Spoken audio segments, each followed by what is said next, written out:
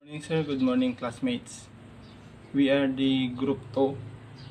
Our lesson for today is lesson 12 entitled When Technology and Humanity Cross. The Universal Declaration of Human Rights, UDHR, is the basis, specifically Article 27, that recognizes the right to share in scientific advancement and its benefits. According to Leah Levin, from her book entitled The Human Rights Question and Answer, human beings are born equal in dignity and rights. These are moral claims that are inalienable and inherent in all human individuals by virtue of their humanity alone. These claims are articulated and formulated in what we call today human rights, and have translated into legal rights established according to law, creating processes of societies both on the national and international level. The right to benefit from advance in science and technology. In its 1947 statement on the grounds of an International Declaration of Human Rights, the Committee on the Theoretical Basis of Human Rights, convened by UNESCO, included the right to share in progress, according to which every man has the right to fully access the enjoyment of the technical and cultural achievements of civilization.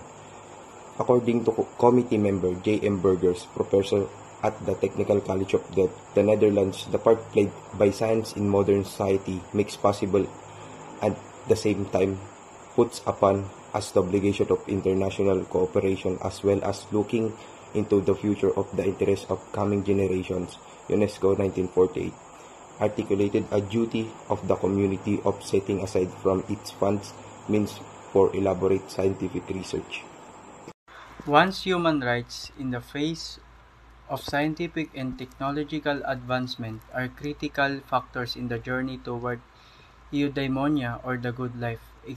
Exercise of the right to accept and reject, minimize or maximize, evaluate and decide on the scope and function of science and technology. The protection of the well-being and upholding of dignity of the human person must be at core of the continued progress and development, such as is the focus of human rights-based approach to science and technology and development. My understanding in this report, human rights should be at the core of scientific and technological advancement because these advancements have the potential to significantly impact people's lives. By prioritizing human rights in this field, we can ensure that the benefits of scientific and technological progress are distributed equitably and the potential risks are minimized. Additionally, centering human rights can help prevent the misuse of technology and ensure that advancements are developed and used in ways that respect and protect fundamental human freedoms and dignity. This approach can contribute to more just and inclusive society where everyone has the opportunity to benefit from scientific and technological progress.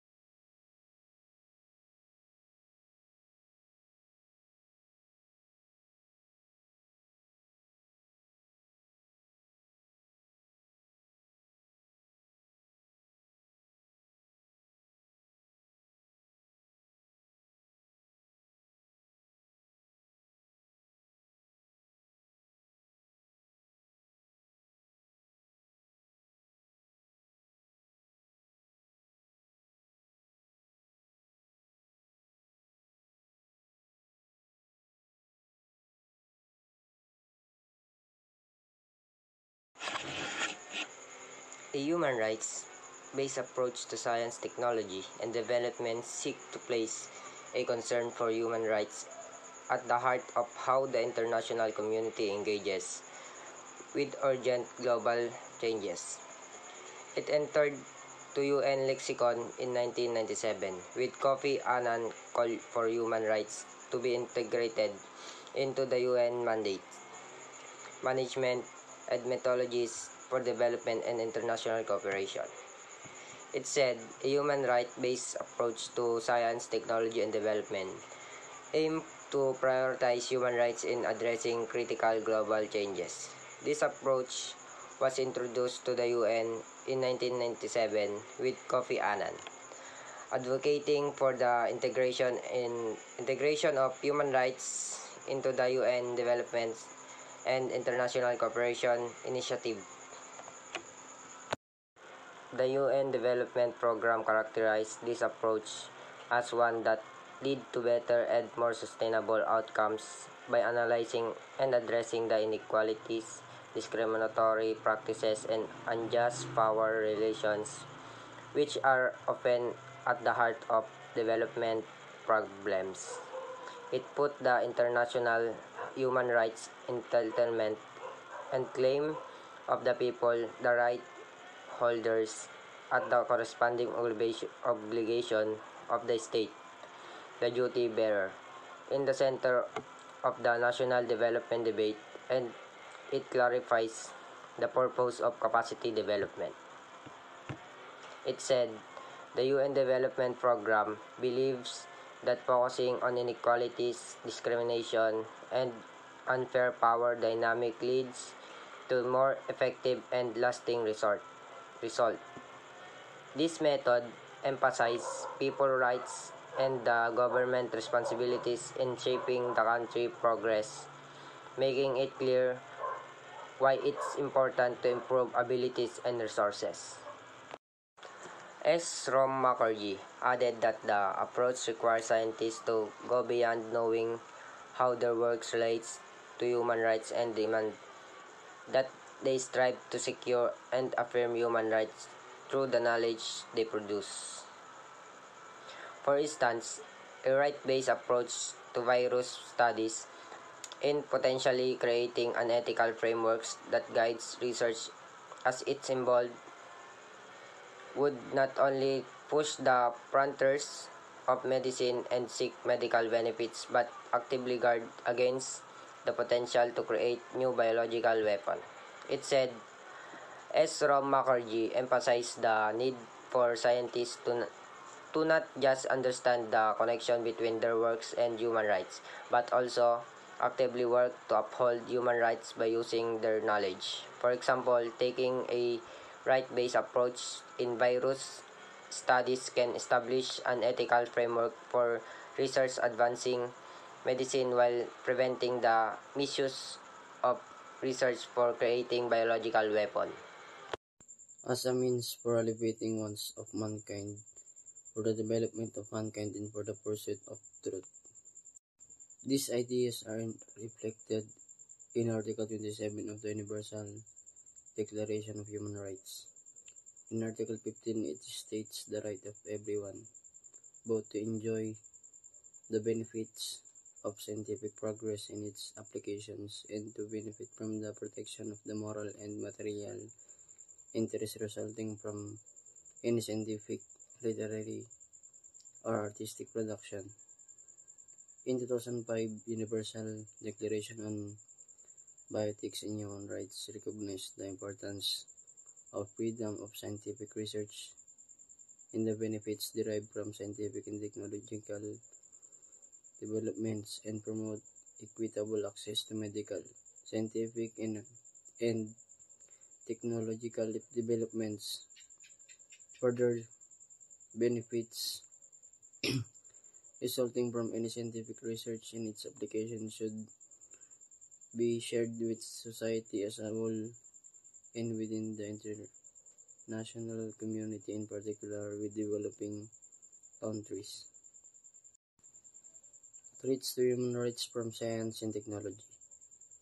The dangers of misuse of science were also a concern of the UN in the 1940s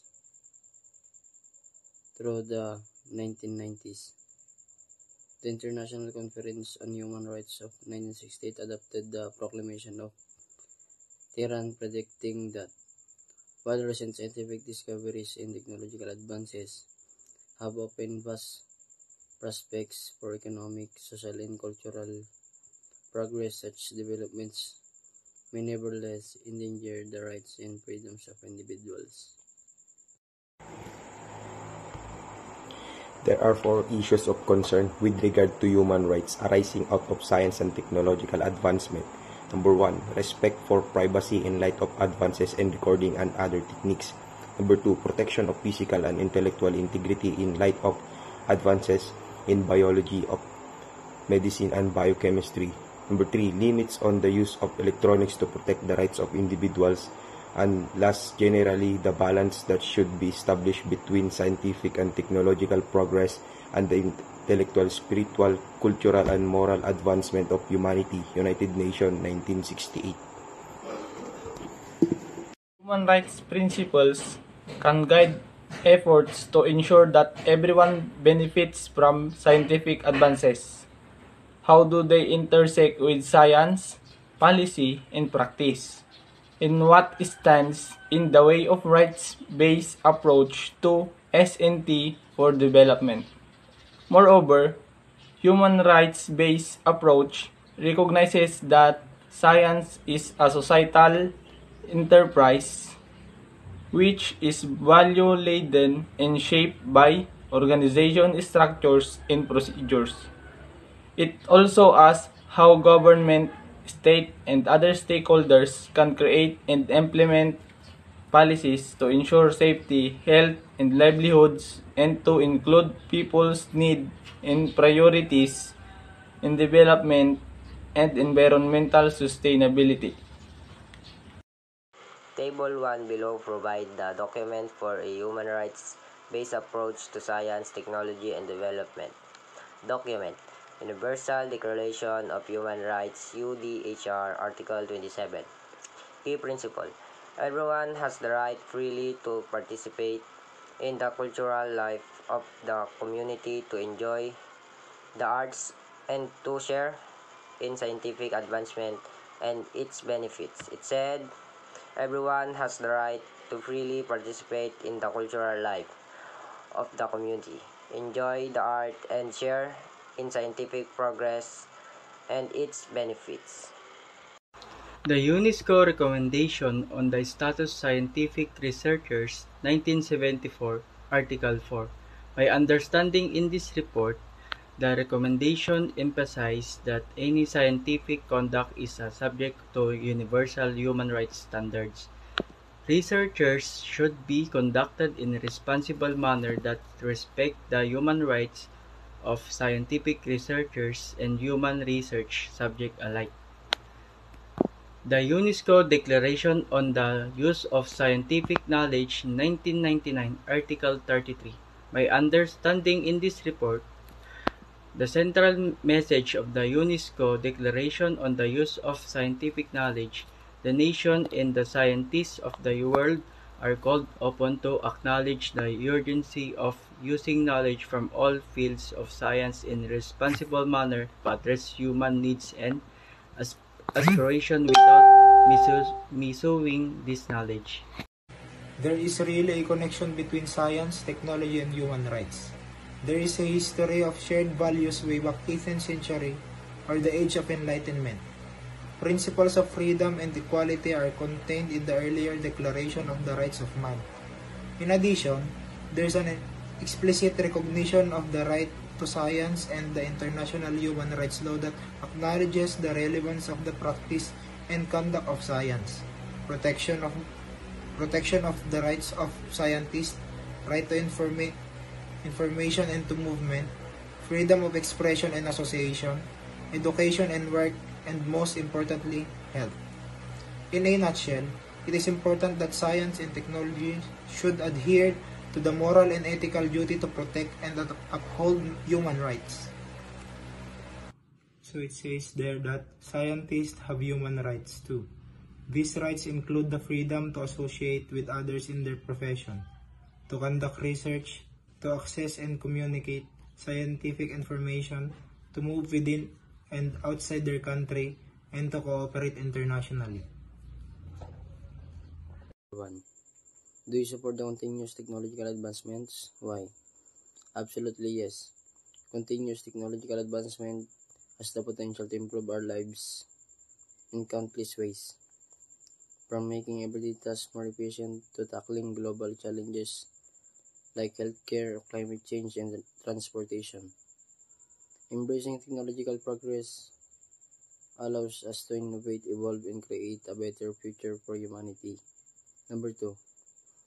Why does humanity continuously urge for something advanced? Humanity's continuous urge for advancement stems from a combination of innate curiosity, the pursuit of betterment, competition, and the practical benefits that technology brings to our lives.